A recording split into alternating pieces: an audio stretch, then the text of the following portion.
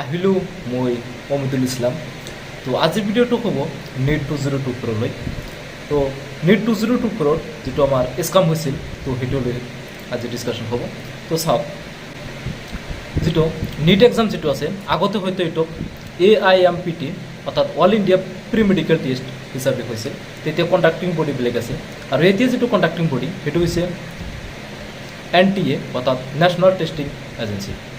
আৰু যিটো আমাৰ মেডিকেলৰ কাৰণে যিটো এক্সাম হয় সেইটো হৈছে NEET অৰ্থাৎ নেশ্যনেল এলিজিবিলিটি কাম এণ্ট্ৰেঞ্চ টেষ্ট। তো কথাটো এইটোৱেই যে এই 2024 যিটো মানে এক্সাম হয়, NEET এক্সাম হয়, তো এই 2024 মানে এক্সামত মানে যিটো আমাৰ ষ্টুডেণ্ট যিটো আছিল, আমি যদি ক'বলৈ যাওঁ যে যিখিনি ষ্টুডেণ্ট আছিল সেইটো হৈছে এপ্ৰক্সিমেশ্যন 24 লাখ অফ ষ্টুডেণ্ট।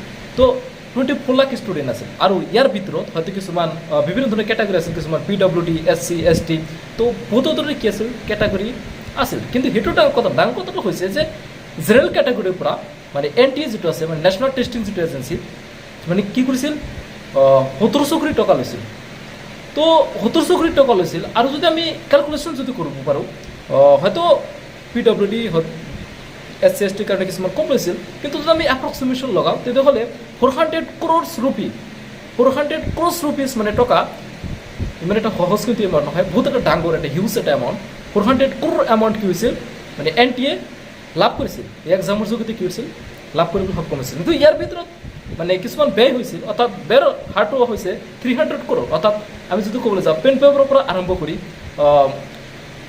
CCTVৰ পৰা যিমানখিনি মানে খৰচা হৈছিল, সকলোখিনি মিলাই 300 crore মানে খৰচা হৈছিল। এইটো মই কোৱা নাই, এইটো NTA নিজেই মানে সুপ্ৰিম কোৰ্টৰ মানে ওচৰত NTA কি হৈছিল এইটো ক'বলৈ সক্ষম হৈছিল। তেনেহ'লে চাওক, যদি আমি 400 crore পৰা চিম্পল চা মেথামেটিকেল ইকুৱেশ্যন, 400 crore পৰা যদি আমি 300 crore যদি আমি মাইনাছ কৰি দিওঁ, অৰ্থাৎ যদি বাদ দিওঁ, তেতিয়াহ'লে 100 crore এনে কিন্তু থাকি যায়। তো 100 crore যিটো ৰুপিজ, যিটো টকা, এইটো কিন্তু NTAৰ হাততে আছে। তো এই টকা থকা সত্ত্বেও চাওক কি হৈছিল, যিটো আমাৰ তো হাজাৰীবাগ যিটো আছিল, হাজাৰীবাগ যিটো ঠাই আছিল, তো সেই ঠাইত কি হৈছিল মানে এক্সপাৰ্ট বহোৱাৰ পিছত কি হৈছিল, এইটো ছল্ভ কৰি মানে এক্সাম হোৱাৰ আগতে সেইটো ছল্ভ কৰাৰ পিছত কি কৰা হৈছিল, মানে ষ্টুডেণ্টবিলাকক কি কৰিছিল, সেই পেপাৰটো মানে ছল্ভখিনি দিয়া হৈছিল, আৰু ষ্টুডেণ্টবিলাকে কি কৰিছিল সেইখিনি মুখস্থ কৰি কি কৰিছিল, বহিছিল, এক্সামত বহিছিল। এইটো মই এজন যিহেতু NEET এছপিৰেণ্ট, অৰ্থাৎ মই এজন NEETৰ ষ্টুডেণ্ট, চ' মোক যদি তেনেকুৱা যদি 45 মিনিট যদি টাইম দিয়ে, 45 মিনিট বাদ দিয়ে, 30 মিনিটো যদি সোমাই দিয়ে, মই 720 ভিতৰত 720 মাৰ্কে এনচাৰ কৰি থৈ আহিম।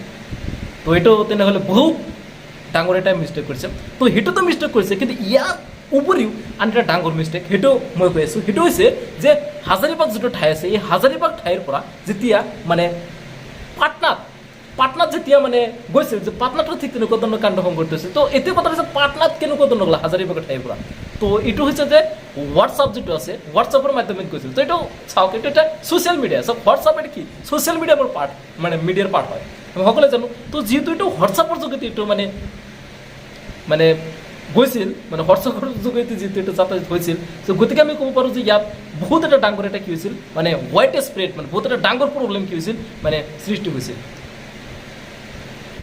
চাওক, যদি ৰিনিট যদি হয় তথাপিও বহুত প্ৰব্লেম হ'ব, আৰু যদি ৰিনিট নহয় তথাপিও বহুত প্ৰব্লেম পৰিলক্ষিত হ'ব।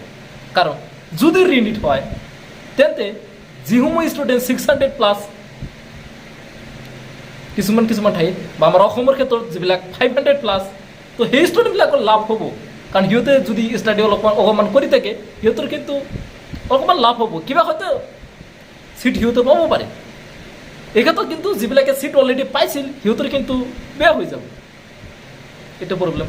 যদি ৰিনিট নহয় তেতিয়াহ'লে যিবিলাক হয়তো 500 600 মানে মাৰ্ক পাইছে, ত' সিহঁতৰ কিন্তু আকৌ প্ৰব্লেম হৈ যাব। কাৰণ সিহঁতে তেতিয়া আশাবাদী হৈ থাকিব আমি নাপাম, কাৰণ এনেকুৱা ধৰণৰ ডাঙৰ এনেকুৱা ধৰণৰ স্কাম হৈ গ'লে এবাৰ সিহঁতে কিন্তু নাপাব। চ' গতিকে যদি ৰিনিট হয় সেইটোতো প্ৰব্লেম হ'ব, যদি ৰিনিট নহয় সেইটোতো প্ৰব্লেম হ'ব। গতিকে এতিয়া কি কৰিব চাওক, এতিয়া এনেকুৱা ধৰণৰ মানে পৰিস্থিতি হৈ গৈছে, এইটো মানে কিমান এটা ডাঙৰ এটা সমস্যাৰ সৃষ্টি হৈছে। চাওক, কিমান এটা মানে কি ক'ম আৰু, যিটো ভাষাত প্ৰকাশ কৰিব নোৱাৰিম একচুৱেলি। চ' তেনেকুৱা ধৰণৰ পৰিলক্ষিত হৈ গৈছে এতিয়া।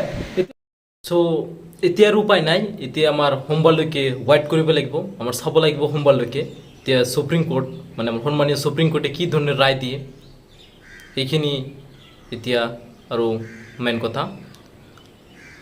তো আজিৰ ভিডিঅ'টো এইখিনিয়ে। যদি ভিডিঅ'টো ভাল পায় তেনেহ'লে নিশ্চয় শ্বেয়াৰ কৰিব আৰু কমেণ্টত জনাব আপোনালোকৰ কি মতামত এই বিষয়ে। এইখিনি। আসসালামু আলাইকুম, নমস্কাৰ।